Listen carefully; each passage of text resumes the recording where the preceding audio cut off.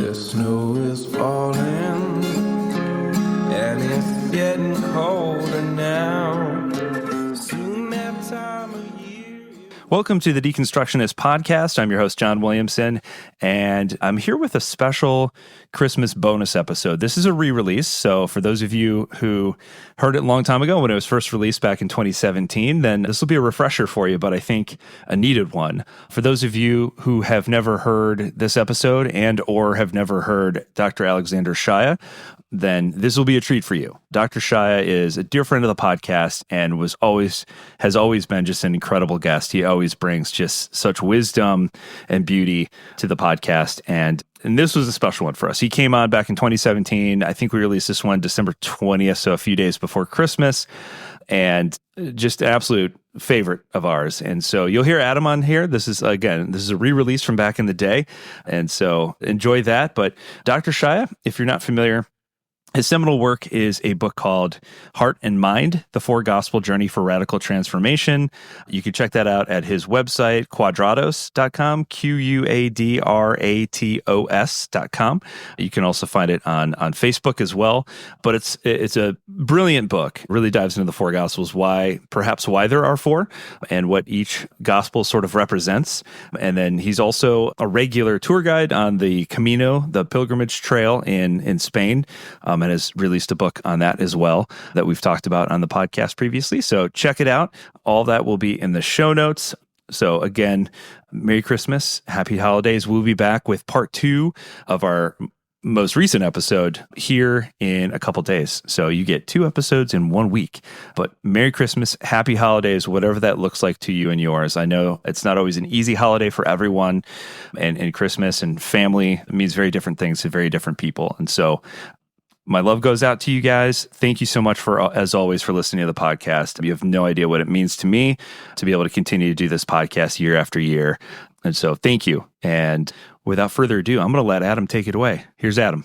Sweet Uncle Shaia. Without further ado, Merry Christmas with Alexander freaking Shaia.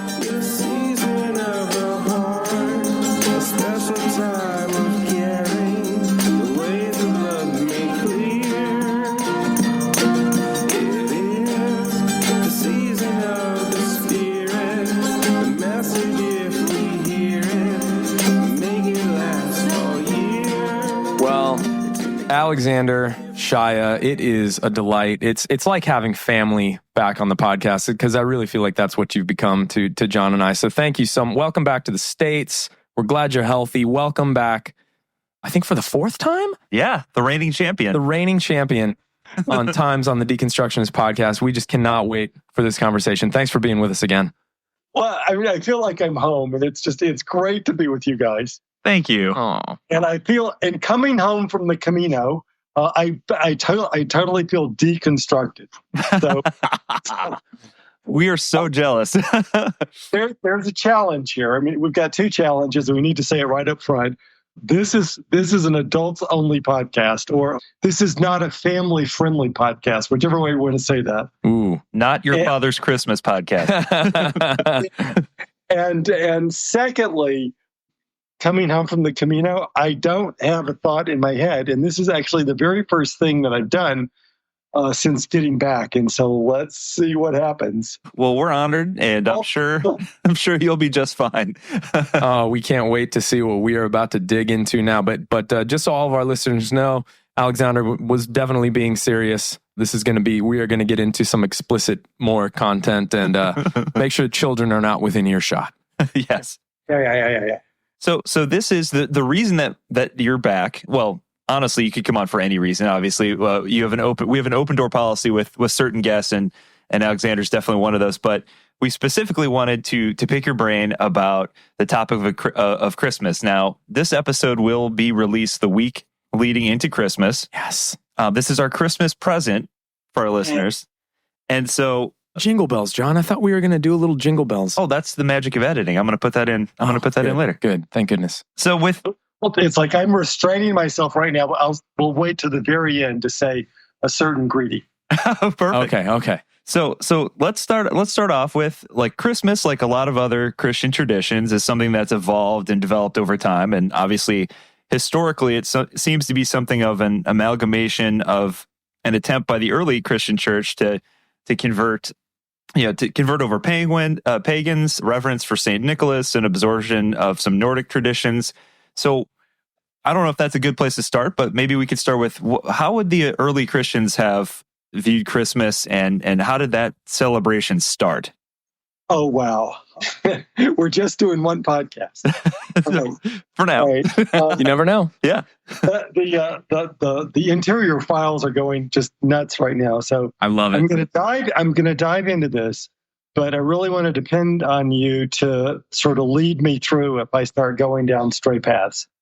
Sure. We like your straight paths, Alexander. Yeah. Well, so let's start with the fact that the Feast of Christmas doesn't come into Christianity until about 400 years.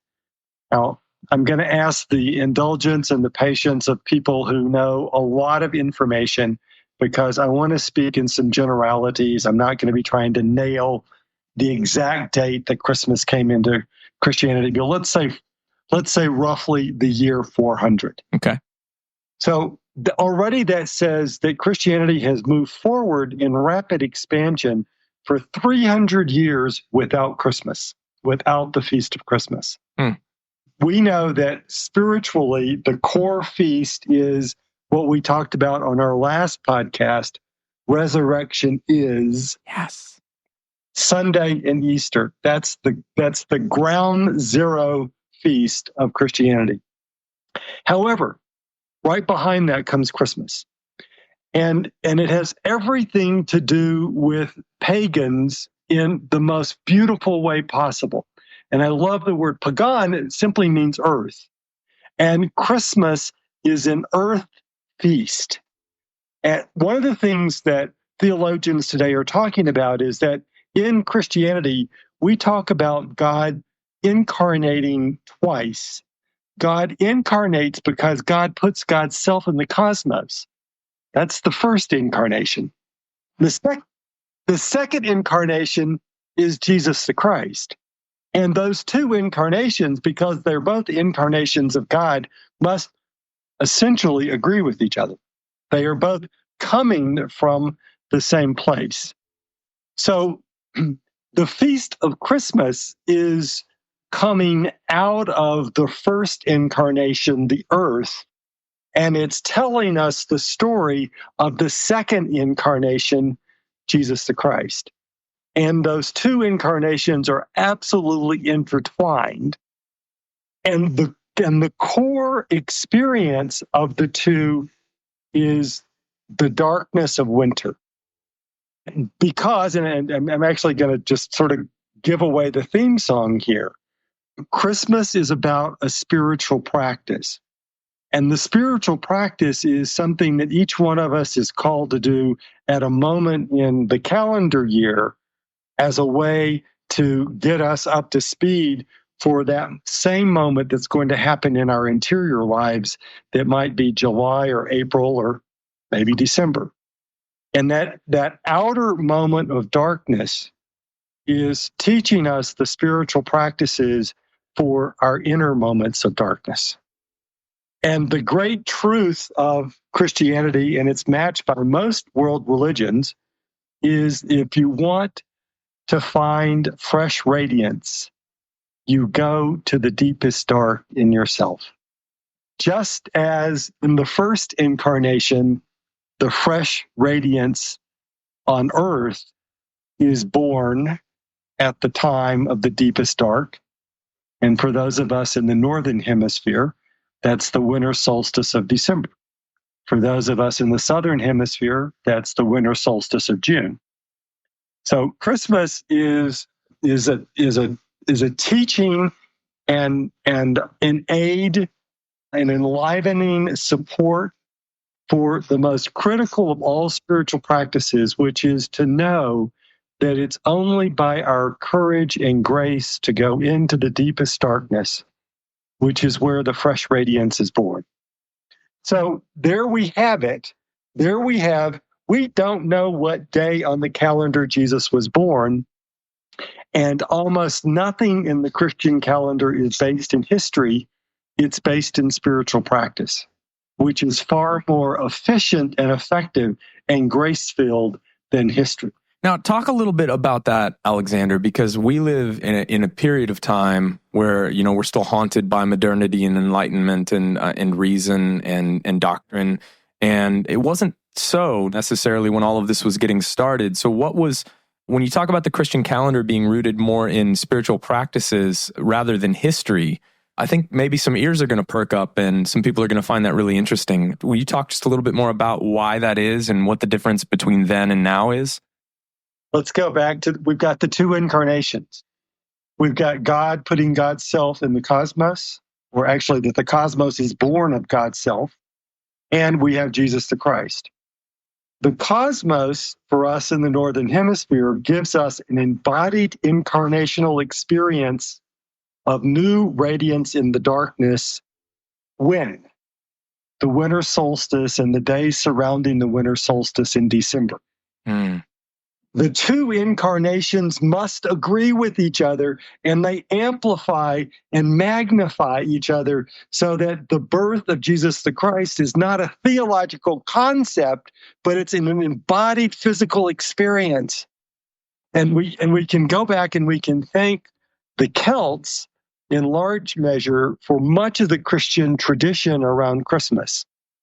Oh, this is so good already. Say that again, what you were talking about with the embodiment. It's not a doctrinal statement. Will you just say that again? I want to hear that again. We've got two incarnations, and they both tell us the great story of God. We have the incarnation of the cosmos, and we have the incarnation of Jesus the Christ, and they amplify each other. And so we know in our spiritual practice that the place of new radiance is found in the deepest dark. We know that on our own personal spiritual journeys. We're learning that in our corporate and collective and community journeys. But this is the great story that the cosmos proclaims at the winter solstice. The winter solstice is the time that the deepest dark has reached its greatest depth. And it's precisely at that moment that the reversal happens, that the new radiance begins. And so it's more than appropriate, it's perfect that Christmas is the winter solstice in Christianity, because Christmas brings together the two incarnations and tells the great story not as a mental concept, not as a historical concept, but as an embodied physical experience. Let's discuss why and how Christmas and the winter solstice are now 3 days apart. So if we go back in time to the time of Jesus and the first centuries of Christianity, the Western world was following the Julian calendar, created by Julius Caesar in the year 45 BC. In that calendar, December the 25th was a winter solstice. So Christianity discerned what day of the year should we celebrate the birth of Christ coming forth out of darkness. Well, we should celebrate it on the day that the cosmos tells the same story. Wow. All right. So for 1,000 years, December the 25th was both the winter solstice and the feast of Christmas. Then in the 16th century, Pope Gregory XIII created a new calendar called the Gregorian calendar, which is the calendar that we live with in the Western world today. Now, the need for that calendar was because the Julian calendar was 362 days a year, not 365. And the Julian calendar did not take in account leap days. Wow. So by the time we get into the 16th century, the seasons are all wacky from the Christian calendar, and the Christian calendar was created because the season had the physical incarnational experience of the feast. Wow. So by the 1600s, Christmas is now in the springtime. And so the Roman Church, and I'd like to give the Roman Church credit when it does an occasional thing right, created a new calendar that was now going to be 365 days, no longer 362 days. So that meant every day on the calendar was going to, we were slipping 3 days in. So, and then we had to rectify also for leap year. So every fourth year we added a day. All right. The winter solstice now became December the 21st, December the 22nd. Now no longer the traditional feast of the solstice and the traditional feast of Christmas. And everybody is going nuts. Like, what do we do? What do we do? Do we move Christmas now to the new date of the winter solstice, or do we leave it on the traditional day of the 25th? How do we resolve this dilemma and really almost a crisis of faith? Wow. And dusty tomes and arguments written about what to do, and then we went back to the earth and we said, okay, what's going on here? Well, at the solstice, whether it's the winter solstice or the summer solstice, the word solstice literally means sun, stand still. Right. And for 3 days, the sun neither grows nor diminishes at the solstice. So for 3 days at the winter solstice, you can't see the sun increasing. And for 3 days at the summer solstice, you can't see the sun decreasing. All right, now, the winter solstice, the whole feast of Christmas is about the rebirth or the fresh growing radiance that comes out of the darkness that Jesus the Christ leads us through over and over again in our life. And what the church elders finally realized was, aha, Christmas now is even more perfect staying on the 25th, because 3 days after the night of the solstice will be Christmas morning. And on Christmas morning, the Celts can see the lengthening shadows on the standing stones, and the naked eye now has an experience of light's growth again. Did they understand the fate of the world in a baby's hand? They were part of the story, part of a master plan. Did the stars know the light was So Christmas almost becomes another like Easter. In a way. I mean, certainly the theologians went on and on about Jesus is in the tomb 3 days and rises. Right. So Christmas morning is another resurrection. Yeah. Isn't that cool? Oh, it's so cool. Wow. And it drives me to weep that we have people out there saying that a celebration of the winter solstice is anti-Christian. Nothing could be further from the truth. The winter solstice is the incarnation of God in the cosmos that tells the same story to us as Jesus the Christ. Well, this is, Alexander, I'm thinking a lot about John's gospel right now while you're saying this stuff, because I know in that prologue, he's trying to do some of those things. Well, yes. And to me, that's why John's prologue, as well as the whole gospel, is the deepest expression of our spirituality. So let's go there. Let's talk, because the four gospels, the four paths, that's kind of your thing. Yeah. So, the Quadratus Christmas. yes. So like looking at the gospels, obviously Mark doesn't really talk a whole lot about it. He kind of skips and goes right to Jesus, his adult baptism. So where do we look when we want to look at the birth story? Where do we go? All right, let me go. And again, I'm going to give kudos to my tradition again tonight. Wow. The second time in 20 minutes. This is a hit. This is all right.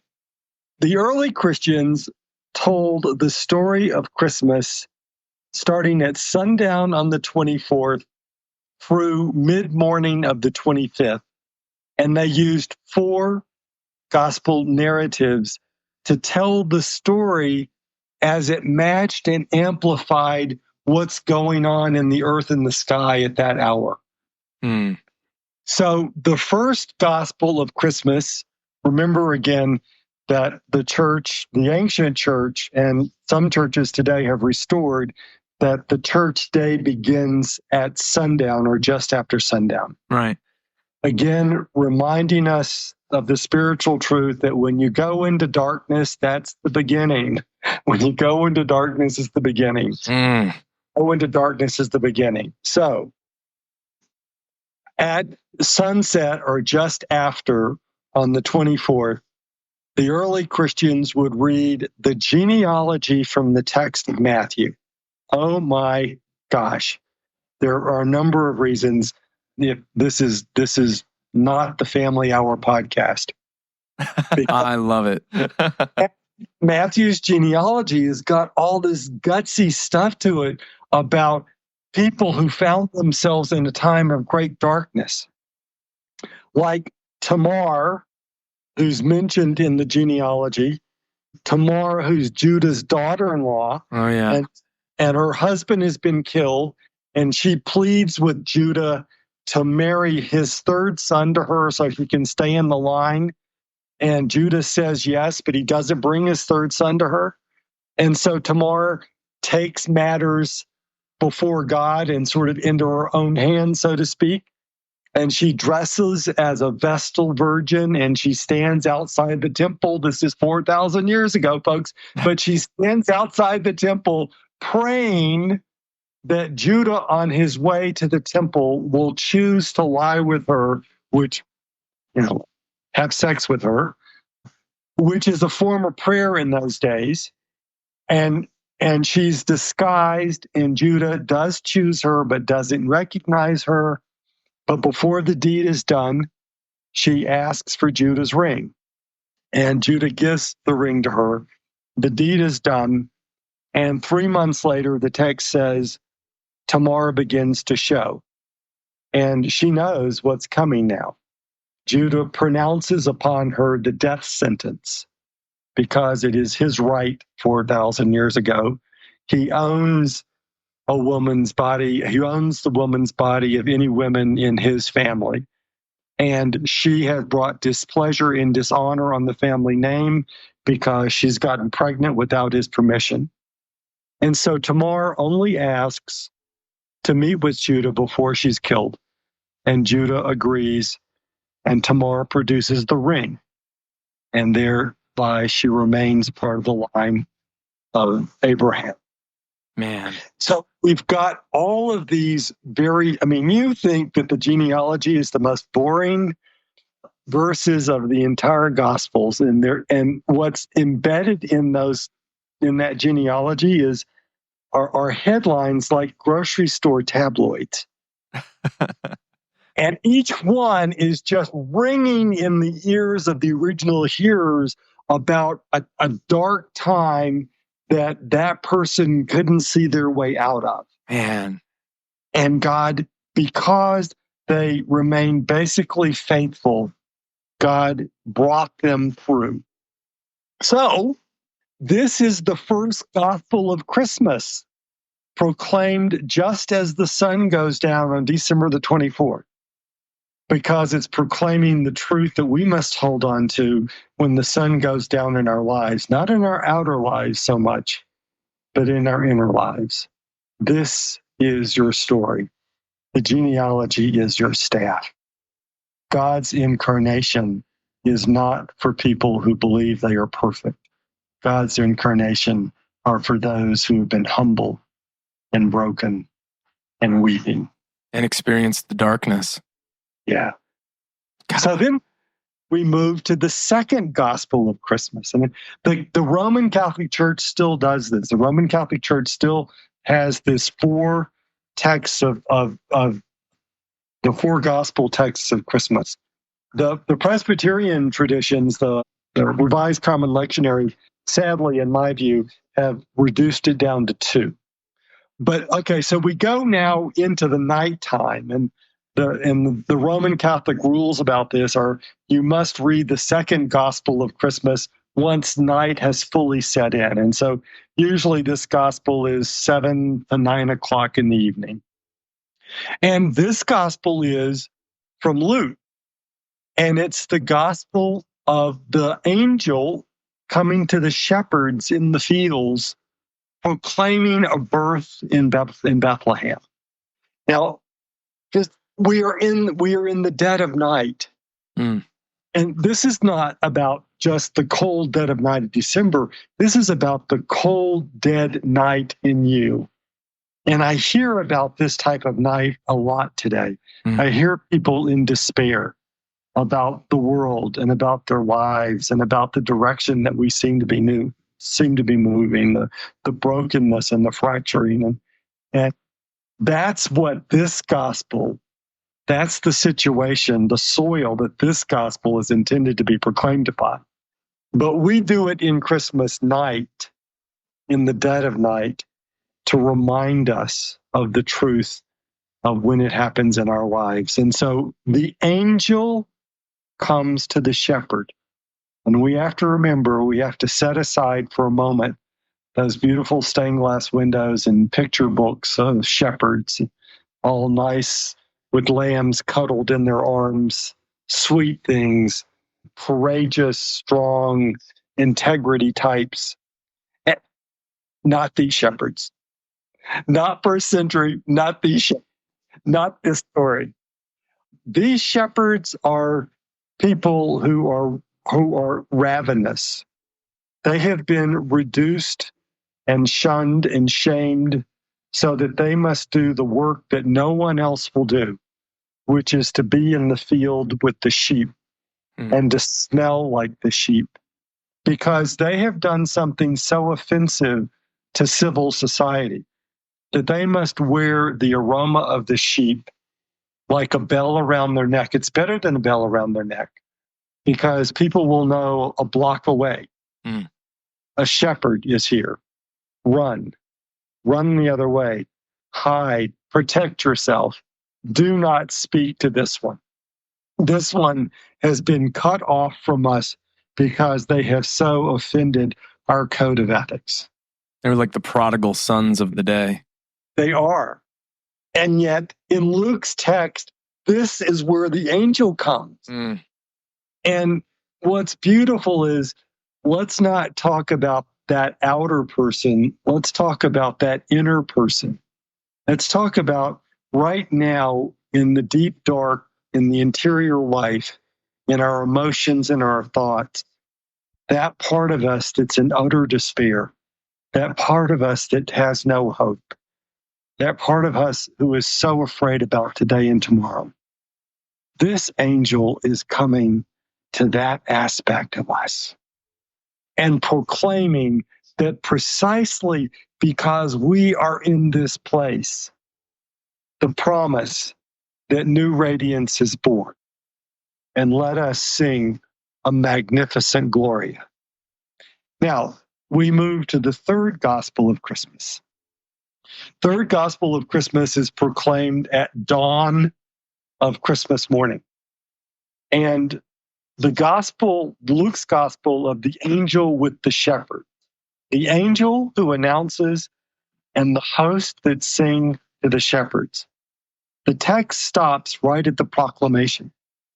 But at dawn, we pick the text up, and now we hear that the shepherds go to Bethlehem and see the birth.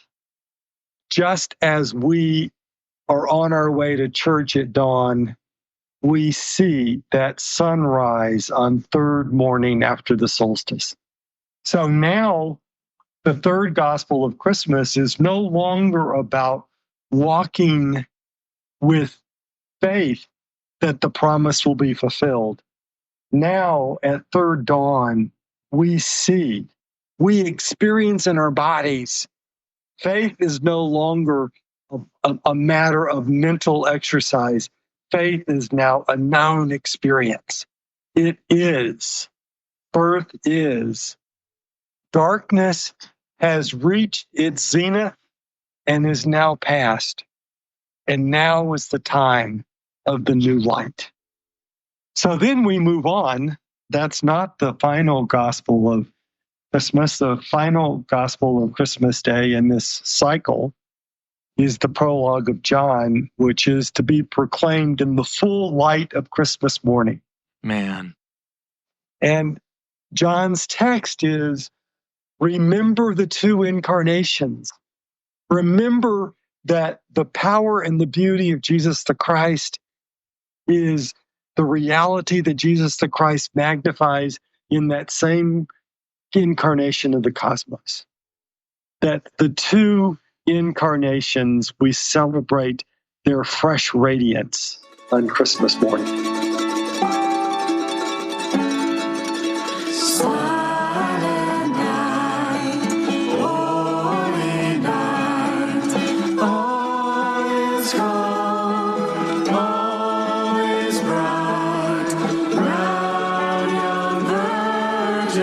It's amazing. It's amazing to me when I hear you talk about specifically John's gospel. Especially Western Protestant Christianity is so doctrinaire. It's so cerebral, and we forget that the poetry of John's prologue, calling us to remember the birth of reality as we know it. Hearkening back to Genesis, and then manifesting, ultimate reality in Jesus the Christ as being this man, this is so deep. This is so big. This isn't about just religion or doctrine or anything else. It's huge. And it's the magnificent truth that's in human smallness and in the grandeur of the cosmos. That God is born within all of us, not just us humans. God is born within all of us. Therefore, Christmas becomes the feast of the family of the cosmos. Christmas is the feast by which we know that we are brother and sister to animal and sand and soil and stardust and cosmos. Yes. We all are made of the same substance. So one of the things that I love in your work is your ability to talk about the differences between the Gospels and make sense of it. So one of the things that I've always thought was fascinating about the different accounts of the birth story within the Gospels is just the fact that obviously, as we've talked about in previous episodes with you when talking about the four gospel journey, is the fact that each writer, each author is talking to a different audience, what that would have meant to that specific audience. And specifically, I just love the way that the Gospel of Luke kind of approaches this birth story, where it really shows that Jesus is the Savior for all people, Gentiles and Jews, and really makes a point to focus on this very lowly birth. Like this coming Messiah is one for all people, regardless of your station. So I wondered if you could kind of talk about why it's important to understand the audience that these Gospels were writing to. I was having this conversation with a friend today, and this friend was asking me to tell me about a translation in John. And the thing is that I never want to start with what Jesus said. I want to start with why Jesus was saying it. And I wish, my work of Quadratus and the Four Gospel Journey and the book Heart and Mind, the Four Gospel Journey for Radical Transformation. This book is about teaching us that we can have a credible way to understand why Jesus was saying these things. And once you understand the context of why Jesus is saying it, it's not just a matter about what the text says, because what the text says is just like an anthology. It's just a whole bunch of wonderful wisdom, but how do I apply it? So Luke's text is written at a moment when the Jewish and Christian communities are in a horrible divorce with each other. This is the mid-'80s of the first century. And we've broken apart from each other, and there's pain on both sides of this awful moment. There's nothing worse than the fight in the family. And the gospel author is inspired to tell the story of Jesus to the Christian community about how to move through this moment so that they do not become resentful and bitter about their removal from the synagogue and their removal from Jewish life. But there's a second impact here, and the second impact is that because of what we as Christians are coming to understand about the message of Jesus, we are now choosing to live our lives differently. We're choosing to live our lives in a way that we say to everybody, your brother and sister, no matters what bloodline you're from. Doesn't matter who your mama was. Doesn't matter where you were born on the planet. Doesn't matter if you're free or slave. Doesn't matter if you're male or female. In this understanding of God, we are equal brothers and sisters. Yes, we have different work, but we're of equal worth and respect. And because we choose to live this way, the emperor wants to condemn us when it wants to make us criminals. In fact, does make us criminals, because living this way is an anathema to the Roman rule of law, which is built on power and brutality, privilege, where a man owns women, where a person of wealth has a right to treat a person without wealth in any way that that person wants to, including having them killed. They're property. They're not human beings. And we're also developing an ethos that we take care of each other, that our goods are held for the good of all, not just for our own good. All of these values are not values that the emperor wants to get started in his empire, because he knows that such values, such actions would undermine his authority. Yeah. So he makes us criminals and he begins to execute us. So in this moment that we are bearing the wound of the bitter fight in the family, and now must stand as criminals before the emperor, Luke gives us this text, his gospel, which is very much a text of nonviolent resistance. It's very much a text of, we are going to hold the spiritual practice regardless of the consequences that come back on us, regardless of the fact that we're not going to get the good schools, or we probably aren't going to have the best health care. And we know that only by our holding to spiritual practice will God ultimately raise up new value in our culture. Christians did this for 225 years. 225 years before the emperor was no more. So now when we look back at the opening of Luke's text, and we have Luke give us the historical days of Jesus' birth, it's Luke that gives us that. It's Luke that names the census of Caesar Augustus. Well, and I know, and I hope that the family here is out of earshot, because we're all going to go to these incredibly beautiful Christmas pageants at school and church, and we're going to hear about this decree of Caesar Augustus to go back to your hometown and be counted. My hope is that when we hear the name Caesar Augustus, we'll know that Caesar Augustus is right there in line with Adolf Hitler. Caesar Augustus is one of the world's most horrific authoritarian bullies. He brutalized an empire for his own wealth and power. He kept a people an inch away from starvation, so they couldn't have the strength to raise their arms against his army. There is no such thing as the 100 years of the peace of Augustus. It's the 100 years of brutality where no one dared raise themselves in opposition. This is that Caesar Augustus. So when Luke tells us about who's emperor and who's governor in Syria and in Palestine, And who's in the temple in Jerusalem when Jesus is born?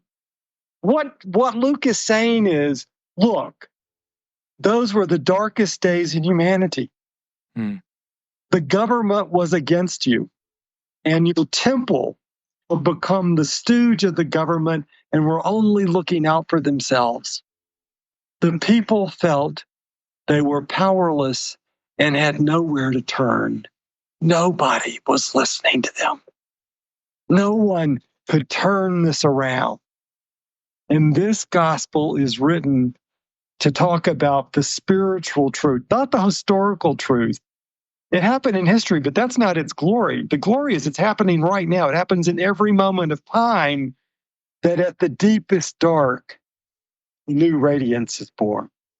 We that know that at the deepest dark, the new radiance is born, have the strength, not of hope, but of belief. We don't know when the turnaround is going to come. God, I hope it's this afternoon or tomorrow. But what I know by faith is it will happen.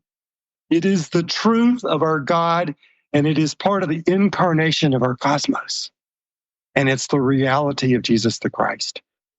There is no depth of darkness that will ever ultimately win. Something you said a minute ago, I thought maybe was germane for some of the people listening right now. You had mentioned that this gospel was written in the context of a great divorce between the Jews and the Christians. And a lot of people listening to this podcast right now find themselves in the middle of a kind of a divorce from maybe the type or the interpretation of whatever religion that they were maybe originally brought up with. They, kind of like we've talked about in past episodes, the hero's journey oftentimes requires a leaving, which feels really, really difficult and brings a great deal of pain.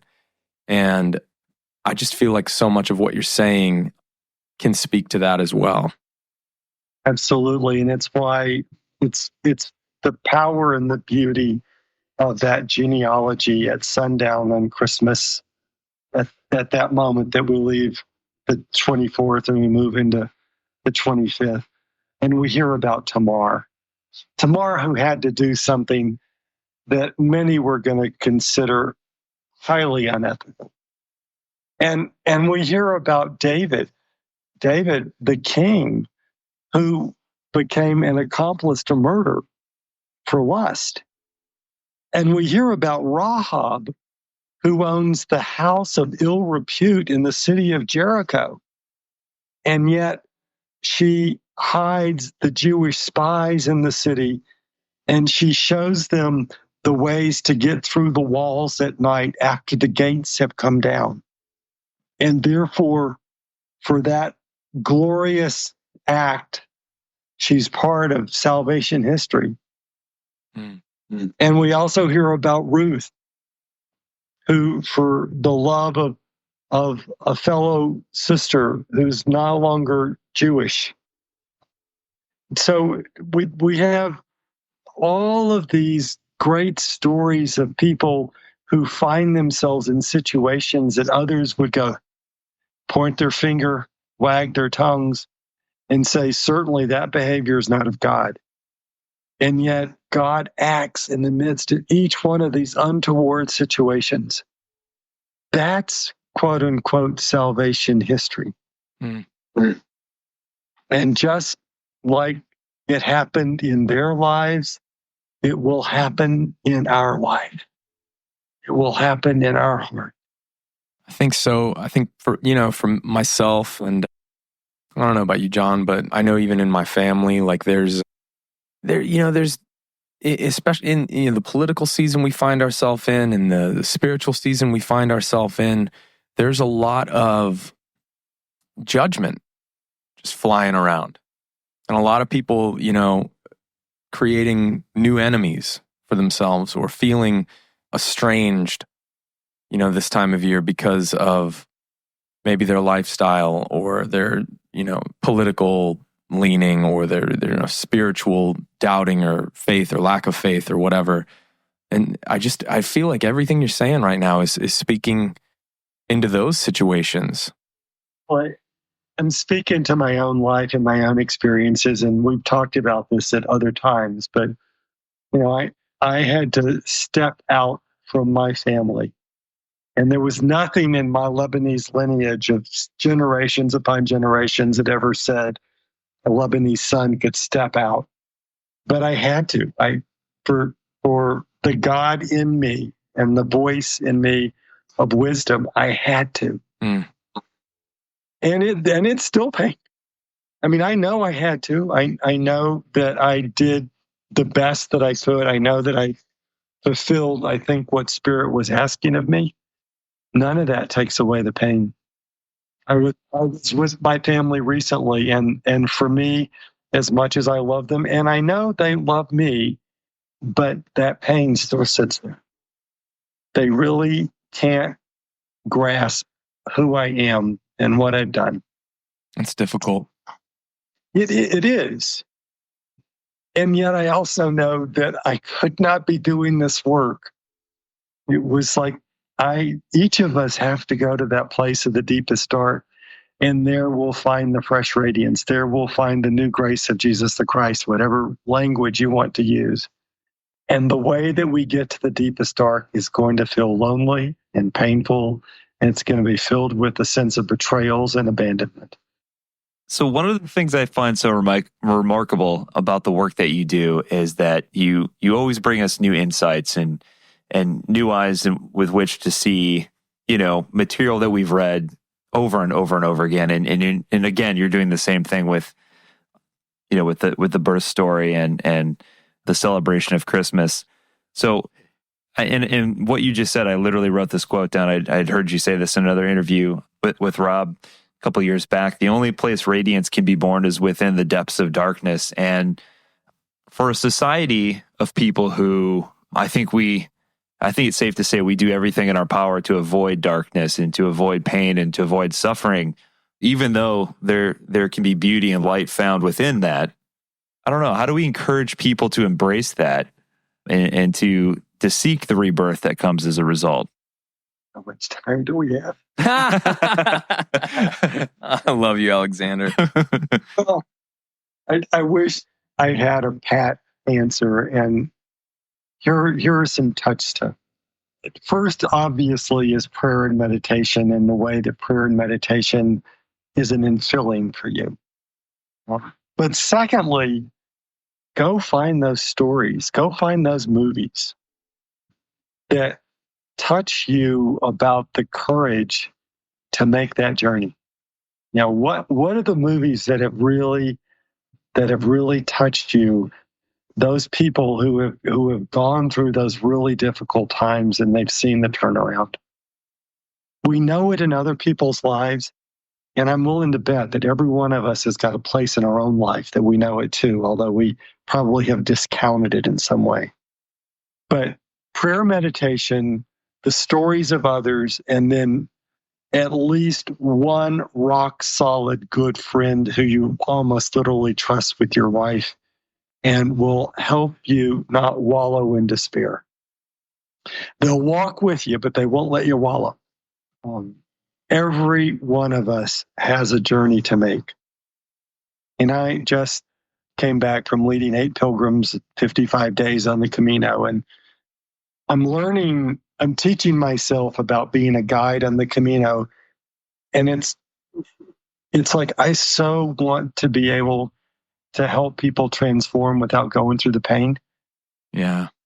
And I so want to be a person that can sit there and backslap and tell them it's going to be all right and compliment them. And I will to a point. But the reality is you have to find it in yourself. And when anyone else does it for you, you ultimately won't find it in yourself. Jung has this quote, and I've used it maybe too often, but I've really learned the truth of it.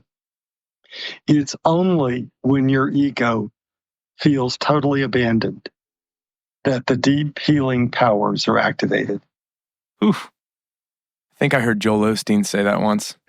Stop.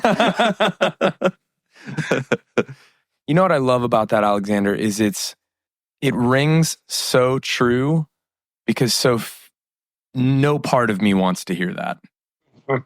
No, to say it. Or to say it. And that's actually one of my acid tests in life at this point. You start to recognize, the voice of your ego and how it's always trying to protect itself. And you're right. It is the leaving, it is the pain, it is the darkness that we have to move into.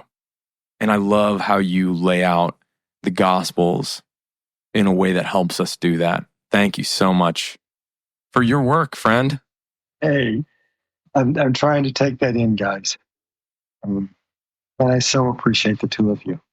So before we say goodbye for now. Yeah, I've got one more piece. I don't know if we've got time. Totally. Absolutely. Do it. It's like I want to do this piece about St. Nicholas and Santa Claus. Yes. Because it really bears on the spiritual practice of the darkness. And the Christianity and Jesus want to teach us about one of the ways that we work with the place of darkness is that we stretch ourselves to utter generosity. Because when we're in that place in darkness, we want to pull in. We want to circle the wagons, and we want to count our resources, and we want to hold on to them really tight. And take a nap. Yeah. And that's exactly opposite from what spiritual practice is teaching us. Spiritual practice is saying, when you're at that place of the utter darkness, open your heart in generosity to others. So when Christianity was met with this myth of Santa Claus in the northern climes of Europe, we wanted to find the deeper truth of Santa Claus, because there's a truth there. But we wanted to find the deeper truth. And we wanted to find it in an incarnational way in our history and then bring it forward as a spiritual practice. That's what we do. Is we find a historical story and we bring it forward not as history, but we bring it forward as a spiritual practice for us to model. And so our model became St. Nicholas. Now, St. Nicholas was the great saint of the first 1,000 years of Christianity in the way that we might think of St. Francis as the great saint of the second 1,000 years. Wow. Now, who was Nicholas? Nicholas was a young boy, orphaned. Both of his parents died when he was quite young. He came from an incredibly wealthy family. Let's just, in today's terms, he had billions. He grows up, he has the character of holiness. He's called early to be a priest. And then some say even as early as the age of 18 is elected bishop. If that's true, let's also remember that in those days, the lifespan was somewhere in your 40s. But as bishop, what he would do is he would take care of his people secretly. He would find ways to gift them with money and objects that they needed. And there are the stories, the sort of the classic story of St. Nicholas is his city was being ravaged by people having to sell their children into slavery to live. Mm. And they were having to sell their daughters into sex slavery to live. And so what Nicholas would do is he would bundle up gold coins as a dowry and leave them on the doorsteps of these young girls so that the girls had a dowry and wouldn't have to be sold into slavery. Nobody knew who was doing this until after Nicholas died. And they discovered that he died with almost no money left. So there is a great truth in Santa Claus in the depths of the darkness of December. Let us remember that what aids the arrival of the fresh radiance is our personal generosity. And a generosity which is not only of giving what we have, but perhaps even stretching a bit into what we actually think we need. That's the story of Christmas. Well, I'm gonna scratch off that last question I had. Yep, we're ending right there. Yep. Wow. Thank you so much for coming back. Adam and I know the three of us have had this plan for months, since the last time you were on, actually, in the spring. And we just knew that you were gonna have some good stuff to say, and we're super excited about this. And we just hope that the people listening out there really take this as just a beacon of light and a bit of hope in a season where some families aren't as fortunate as others. So if you're struggling out there, if you're in a dark place, I hope this episode helped you in some way. So Merry Christmas, Alexander. From the bottom of my heart to everybody, and especially to those in the depths of an interior darkness, may the Christ come quickly. The stars hung in the sky, gazing upon the world that night, a world that was different and finally had a chance. Oh, we did it again. He did it again. I have very few words. I really do. We've had him on. He is the reigning champion. He is. It's almost like SNL, where I feel like we should hand out those blazers like they do for like Justin Timberlake, 10-time host or whatever like it is. Alec Baldwin. Yes. Like he's the reigning. He and Peter Rollins, we've cultivated friendships with, and they know we've made it abundantly clear, like, hey, we appreciate and value what you bring to the table, and so yeah, you guys are always welcome to come on, and we've been fortunate and from benefiting from their wisdom and having had them on multiple times, and we've had this plan for months. Mm-hmm. I think since we did the Easter episode with him. Yep. He was like, hey, what would you guys think about talking a little Christmas closer to the holidays? And we were like, yeah. Yeah, we don't say no to that. No, we don't say no to that. honestly, he could be like, let's talk about broccoli, and I'd be like, I'm sure you got something good in there. Okay. Brussels sprouts, broccoli, asparagus. Yeah. He'd be like, well, let me tell you about the history. I'm like, oh, okay. But, just being able to, I think that the mark of a truly gifted spiritual teacher is to draw on ancient sources and create freshness, fresh insight, fresh life. Yeah. Not necessarily even fresh insight, because even the insights are like ancient, but the way that nobody's put them into the words that like Alexander Shaia uses. Right. And with his background in, anthropology and psychiatry and, studying under Joseph Campbell and knowing this fourfold path to the Gospels, the Quadratus, the way he does. Yeah. Man, as somebody that has probably studied Bible more than I would even care to think about, truly, Yeah. I could sit at his feet and listen to him talk about this stuff all day, because not only is it really divine, it's really human. Yeah.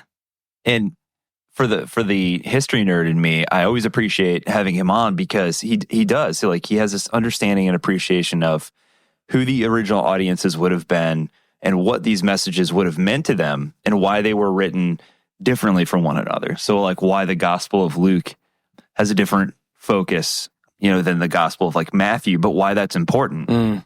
And so like, you look at people who spend their days arguing like over like differences between them and discrepancies or whatever. And you've got the scholar like Shaia who's just like, no, like they were fully aware of the differences, and that you're missing the point. Right. Let's take a deeper look here. Yeah. There's treasure to be mined here. So much treasure. And just his ability to, well, let me say this. I think one of the things that I can kind of put my finger on that I like about him so incredibly much is that with some people, you're just listening to somebody who's just brilliant. They're just gifted and they're brilliant and they're scholarly and they've read a bunch of stuff and they're really good at like outlining it for you. Yeah. And I always respect scholars like that. And then what Shaia brings to the table, in my opinion, is you learn, but like more than that, I get a sense when he's talking that this is coming from a deep, almost groaning, real place from within him that it's so internalized in him that I almost care less about what he says. And I'm more just love the, like, to use a hippie phrase, like the vibe that he just sends out, that I'm like, this guy it means so much to him. Yeah. Beyond just like, look at all this stuff I know. You can tell it's changed him. I mean, he almost aches when he talks. Yeah. Because it means so much to him. Yeah, he reminds me of, it's almost like when you see a really good musician who writes a really personal song to them and then performs it and loses themselves so much in the moment that, like, all of their emotions are spilling out in that moment on stage. That's exactly it. Like, I just keep thinking, I'm like, man, he must do these interviews and pour all this stuff out of him and just be exhausted. Yeah. But, like, what a treasure. And, like, he's not one of those guys who's, you know, like, at the moment as well known as, like, a Rob Bell or, like, some of the other big names in the industry. But my gosh, I wish he was. Yeah, I think and Heart and Mind. We got the paperback. Oh crap, yeah, Heart and Mind, second edition. Everybody, get on Amazon right now and order yourself a paperback copy of Heart and Mind, second edition. Yeah, second edition. What is it? How much is it? Let's look. Isn't it like $11 or something? It's not. Yeah, it's so, like, originally it was really hard to find. There was only like a hard copy of the original printing. I think we paid like $50 for our first one. Yes, I did. But the new one, there's a second edition, second printing that just came out, and pulling up on Amazon right now. Second edition paperback you can get for $24.99 on Amazon Prime. Every penny. Yeah, second edition, and I think let's see, if you're a tech guy, you don't like that hard copy in your hands like I do. I gotta highlight stuff, man. I just can't. But yeah, the Kindle is $10. Yeah, $9.99. So, like, if you like the Kindle, if you get your Nook or your Amazon Fire, your iPad, whatever you want to read on, it's $10, and it is incredible. And he walks you through the four Gospels, or what he calls the four Gospel journey. Yes, and he'll show it to you in a whole new way. The Gospels, the canonical Gospels, transformative journey. Whoa, yeah, unbelievable. Yeah, he might be Jesus. No, I'm just kidding. I mean, sacrilege. I know. Sorry. No. Whoops. It's like, well, I mean, he would even say, like, you know, the Christ is like you know, the incarnations, and like the Jesus in, like, even like you can sit next to a tree and oh my goodness, he's so good. Anyway, we gush when he means a lot to us. Yeah. And we love him very, very much, and really appreciate the interest he's taken in us as humans and this show. So getting to hear him talk about Christmas and how the darkness gives way to light, and Saint Nick, and what's going on in the Gospels in these, you know, really familiar stories, and breaking through with new life, it's just a gift. Yeah. It's a gift to me, and it's great to get to end our interviews this year on a guy that I love so much. Yep. I can't really add much more to that. I think you just got to listen to the episode, and hopefully if you guys are flying or driving somewhere right now, you know, hopefully you're enjoying your time. Hopefully you get a little time off at least for the holidays. Yes. And we'll be back for one more this year. We're going to wrap it up and give you guys some idea of what to look forward to next year. Yes. If you haven't already, check out our brand new revamped website, courtesy of Ryan Battles. We love you, Ryan Battles. So good. www.thedeconstructionist.com. If you go there, you can literally do anything. You can connect to us on social media. You can email us to tell us how unattractive we are and how we should stick to radio. How much you love John's winter beard. Yeah. If you've seen it. You can encourage my growing of John, winter beard. I want to talk about your blog for a second. It's so good, and I know you're not going to talk about it. John just published a new blog it's under Journal on our website, and it's freaking awesome. You guys need to read it. I know you put a lot of work into that, man, and it's really good. I had a problem and I had to stop. It's so good, man. As soon as I finished reading it, I gave it to my wife. I was like, "You need to read this right now, thanks, man. That means a lot. It's so good." So I'm not gonna tell them too much about it, but just about what it means to be made in the image of God, and what that has to do with love, and how important that is, and how it calls us forward. He put some incredible words to that. So get on our website. For those of you supporting us on Patreon, thank you. You are our Christmas hug this year. Thank you so much. Yes.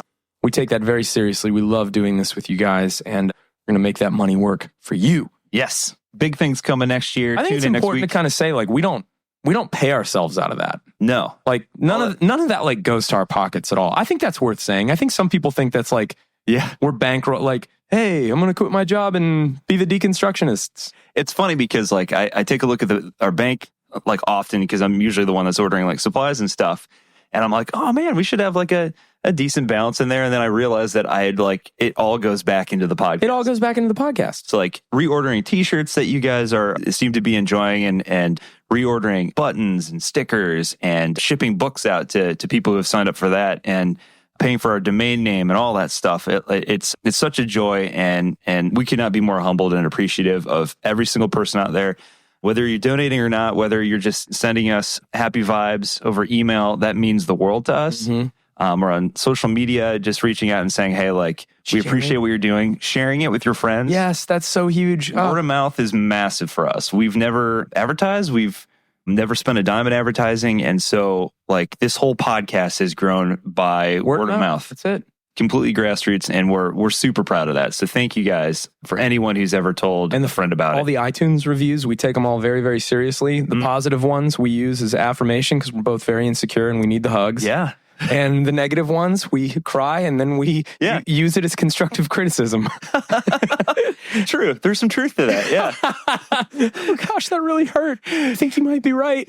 Wrecks my day, and then I feel sad, and then we love you guys so much. Thanks for hanging with us and Alexander Shaia for Christmas. And we will definitely be talking to you again soon. And yeah, Merry Christmas. Yeah. Merry Christmas. Happy holidays. And we'll talk to you guys next week. Keep deconstructing, everyone. I wonder what was it like to see a light so low in the sky, to follow it blindly, to see it shining so bright. Did the stars know the light would show the way to the Savior of the world? Hear the angels are singing glory. They're telling the story that can save the world. They're telling the story that can save the world.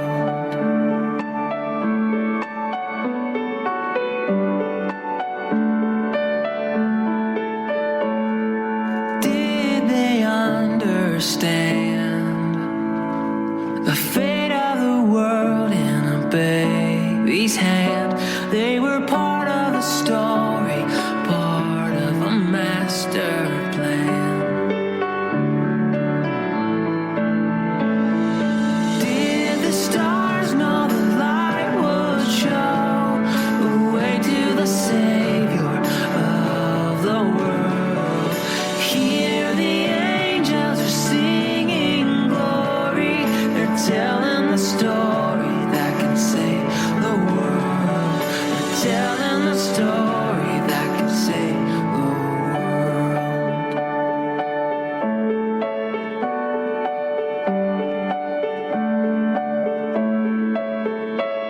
The stars hung in the sky, gazing upon the world that night, a world that was different and finally had a chance.